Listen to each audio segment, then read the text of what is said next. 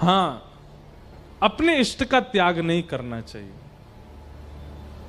अगर आपके कुलदेव महादेव हैं तो महादेव की आराधना करो। अब इसमें एक चीज होगी, कई लोग कहते हैं हम महादेव की आराधना बचपन से करते आए, पर अब अचानक से हमको वृंदावन ठाकुर जी बहुत प्रिय लगने लग गए।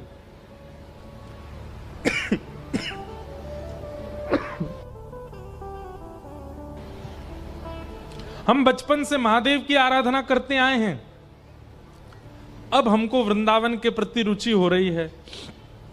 क्या ये गलत है? बिल्कुल गलत नहीं है, बल्कि इसमें तो ऐसा भाव मानिए कि आपके इष्ट प्रसन्न होकर के आपको उपहार देना चाह रहे हैं। तो उपहार में क्या दिया? आपके इष्ट ने श्री राधा माधवी आपको उपहार रूप में दे दिए, वृंदावनी आपको उपहार रूप में दे दिया। और ये बात तो महादेव के उपासक सब लोग इस बात पे मान लीजिएगा बात को। महादेव को भजते भजते भजते भजते भजते अगर वृंदावन प्रिय लगने लग जाए, किशोरी जी प्रिय लगने लग जाए, हमारे श्याम सुंदर प्रिय लगने लग जाए, समझ जाना आपके इष्ट बड़े प्रसन्न हैं। महादेव को भजने वाले, महादेव का त्याग नहीं करना है, महादेव तो सदा हृदय में रहने चाहिए, पर उनके द्वारा उपहार रूप में जो प्रिया प्रियतम मिले, इनकी लीला सुन करके। आपको पता है मीराबाई क्या जपती थी? मीराबाई का जापक नाम क्या था? राम राम राम राम राम राम राम। मीराबाई भजती थी राम। और प्रकट में क्या है? मेरे तो गिरधर गोपाल दूसरो न कोई, जाके सिर मोर मुकुट मेरो पति सोई।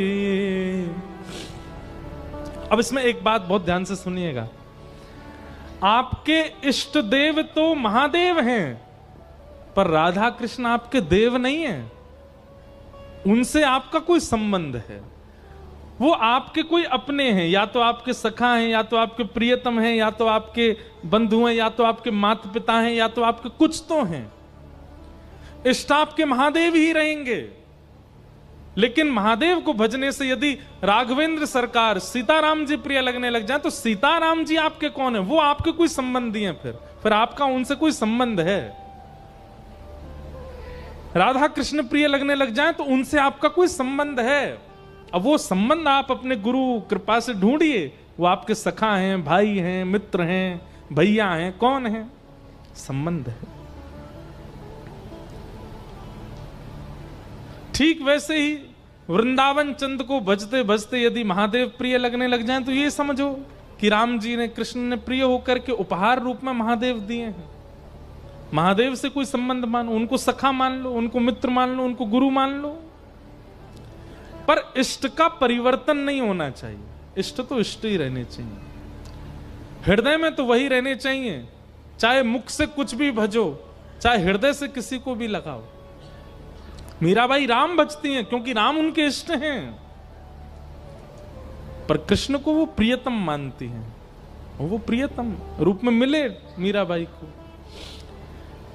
इष्ट का त्याग, गुरु का त्याग और माता पिता का त्याग नहीं करना चाहिए। ये तीन तो एक जीवन में एक ही होते हैं, दो नहीं होते।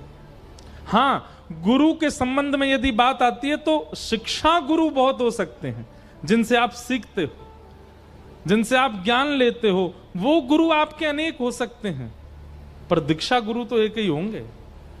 नाम जिनसे, आज मुझसे किसी ने पूछा कि गुरु मंत्र जाप आसन पर ही करना चाहिए, चलते फिरते गुरु मंत्र नहीं जपना चाहिए, और आपने बताया कि गुरु का नाम नहीं लेना चाहिए, तो सद्गुरु स्मरण कैसे करें? ध्यान से सुनो, ठाकुर जी के नाम का जाप आप कैसे भी कर सकते हो, जैसे राम।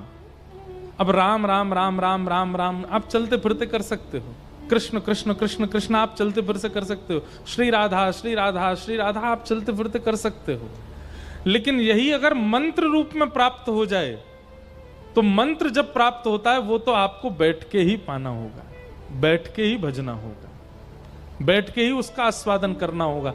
इसमें भेद ऐसे जानिए, नाम क्या है? नाम है वायु। नाम भी हमारे प्राण की रक्षा करते हैं और मंत्र भी प्राण रक्षा करते हैं। तो नाम क्या है? नाम है वायु। वायु आप चलते फिरते उठते बैठते कैसे भी ग्रहण कर सकते हो। पर गुरु मंत्र जो है यह है आहार। आहार तो बैठ के ही पाना चाहिए, आहार तो एक स्थान पर लेकर के ही लेना चाहिए। आहार सब जगह नहीं लिया जाता। आजकल का तो प्रचलन गलत है, अब तो बफे सिस्टम हो गया है, खड़े खड़े पाव, हाथ में लिए थाली, खाते जा रहे, घूमते फिरते जा रहे। ये हमारा भारतीय स्वभाव नहीं है आहार पाने का। भारतीय स्वभाव तो पृथ्वी पर बैठो, थाल रखो, पाओ एक स्थान पर बैठ के। गुरु मंत्र और कोई भी वैदिक मंत्र वो बैठ के आसन पर ही करना है। और नाम आप कैसे भी ले सकते हो ठाकुर जी का। फिर आपने दूसरा प्रश्न किया कि गुरु का नाम नहीं लेना चाहिए, तो फिर स्मरण कैसे करना चाहिए? भरोसो दृढ़ इन चरणन केरो। श्री गुरुदेव के चरण आपकी स्मृति में सदा रहने चाहिए। मुख भले ही ना रहे, अब ऐसा हो नहीं सकता कि गुरुदेव का चेहरा याद ना हो, सबको याद होता है। नेत्र बंद करिए और श्री गुरुदेव के चरणार बिंदों का स्मरण कर लीजिए। और दूसरी बात, अपने गुरु का एक गोपनीय नाम रख लीजिए चित्त में। जैसे आप अपने गुरुदेव को क्या बुलाते हैं? तो जैसे कई लोग स्वामी जी कहते हैं, कई लोग महाराज जी कहते हैं, इसमें थोड़ी और उपाधियां लगा दीजिए। परम पूजनीय प्रातः स्मरणीय वृंदावन वाले महाराज जी, परम पूजनीय प्रातः स्मरणीय मलुकपीठ वाले महाराज जी, रमन रेती वाले महाराज जी, किलिकुंज वाले महाराज जी। इस प्रकार से उनके स्थान के नाम से उनका नाम आप स्मरण में ले सकते हो। भुसावल वाले महाराज जी, पंढरपुर वाले महाराज जी, या फिर गुरुदेव का जो आश्रम का नाम है वो आश्रम नाम उच्चारण करके आप कह सकते हो, प्रणाम कर सकते हो। इस प्रकार से गुरु स्मरण करना चाहिए। किसी ने पूछा अंत काल में ठाकुर जी का ध्यान कैसा होना चाहिए, मतलब क्या सोचना चाहिए? पहली बात तो भैया हमने अनुभव किया नहीं अभी अंत काल का अभी आया नहीं है, तो अभी पता नहीं है कि क्या सोचना। पर जो भागवत जी और गुरुजनों ने कृपा करके बताया वो हम आपको बता देते हैं। ठाकुर जी का एक स्वरूप जो आपके चित्त में बस गया हो। मुरली मनोहर श्याम सुंदर हैं, गिरवरधारी गिरधारी हैं, धनुष बाणधारी रामचंद्र जी हैं, या फिर वट के पत्थर पर लेटे हुए अपने पैर के अंगूठे को पी रहे छोटे से गोपाल जी। कोई भी स्वरूप, द्वारिकाधीश स्वरूप है, जगन्नाथ स्वरूप है, जो स्वरूप आपको अति प्रिय लगता है उस स्वरूप का नित्य चिंतन किया करो, सुबह उठते ही और रात्रि सोने से पूर्व।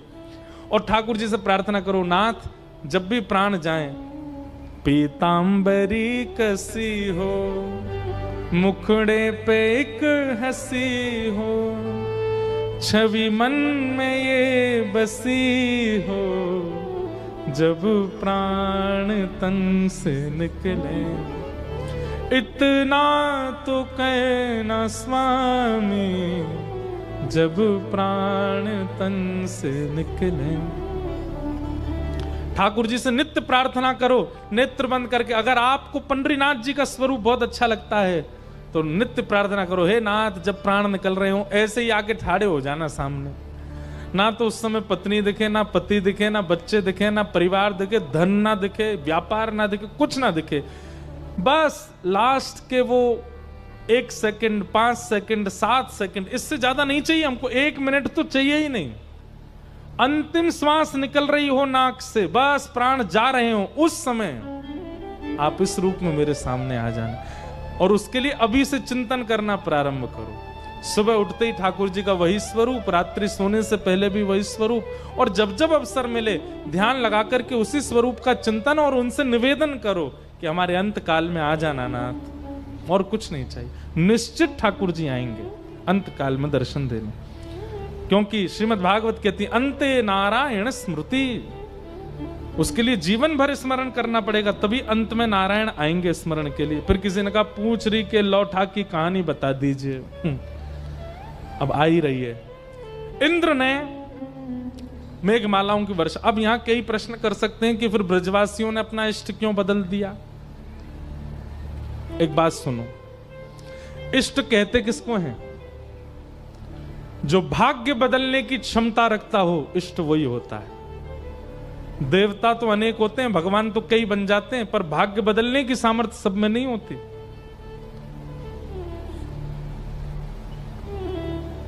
आपका भाग्य, देखो चमत्कार, इसको भगवान नहीं मानना। चमत्कार होता है संसार में, पर वो भगवान नहीं है। और हमारे महाराष्ट्र के और कुछ दक्षिण भारत के लोग चमत्कार में कुछ ज्यादा ही आनंदित होते हैं। सबसे बड़ा चमत्कार है भगवान नाम।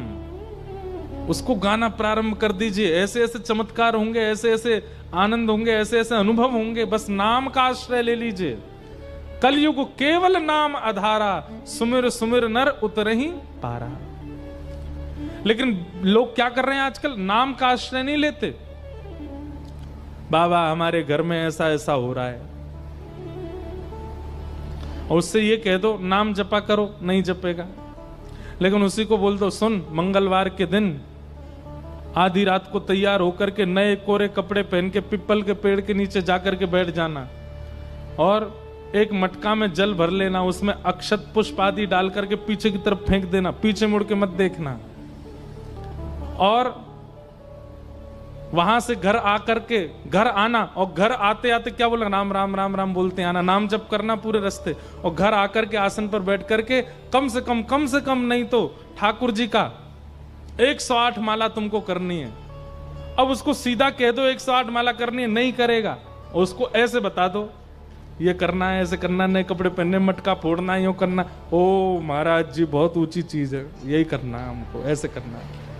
भाई ये जितने भी व्यवस्था अवस्थाएं हैं, लाभ होता होगा इनसे, पर सबसे बड़ा लाभ तो नाम से होता है। हे कोई पीवे कोई पीवे, कोई पीवे संत सुजान नाम रस मीठा रे, नाम रस मीठा, नाम रस मीठा रे, नाम रस मीठा। गाओ। कोई पीवे कोई पीवे, कोई पीवे कोई पीवे, कोई पीवे कोई पीवे, कोई पीवे हो, कोई पीवे संत सुजान नाम रस मीठा रे, नाम रस मीठा रे, नाम रस मीठा रे, नाम रस मीठा रे। हो नामदेव रस पिया रे अनुपम, सफल बनाई काया भैया रे, सफल बनाई काया भैया रे, सफल बनाई काया। गाइए। ओ नामदेव रस पिया रे अनुपम, सफल बनाई काया भैया रे, सफल बनाई काया भैया रे, सफल बनाई। और नरसी का एक तारा कैसे जगतपति को भाया भैया रे, जगतपति को भाया भैया रे, जगतपति को भाया। हे तुलसी सूर फिरे मधुमाते, तुलसी सूर फिरे मधुमाते, हे तुलसी सूर फिरे मधुमाते, तुलसी सूर फिरे मधुमाते। क्यों? रोम रोम रस छाया भैया रे, रोम रोम रस छाया भैया रे। भर भर पी गई ब्रज की गोपी, भर भर पी गई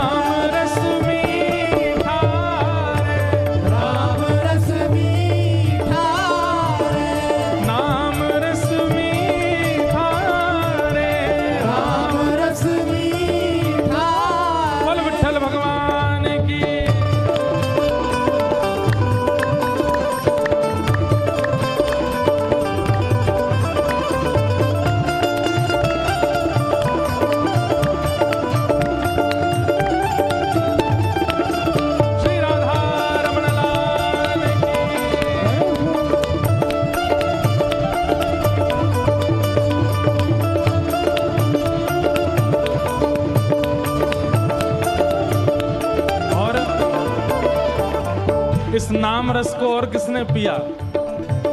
हाँ, राजवंश की रानी पी गई एक बूंद इस रस का भैया रे, एक बूंद इस रस का भैया रे, एक बूंद इस रस का। ओ आधी रात महल तज चल दी, रहा न मनवा बस का भैया रे,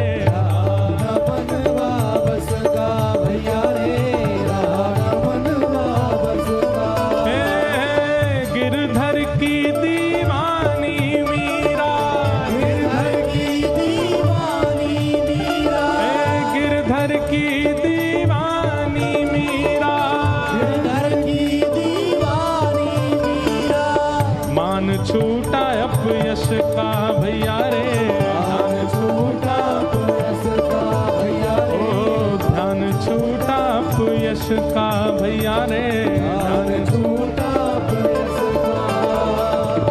वन वन डोले श्याम दीवानी, वन वन डोले श्याम दीवानी, हे वन वन डोले श्याम दीवानी, वन वन डोले श्याम दीवानी, क्योंकि लागा नाम का चस्का, नाम रस, नाम रस, नाम रस मीठा रे, नाम रस मीठा रे, कृष्ण रस मीठा रे, कृष्ण रस मीठा रे।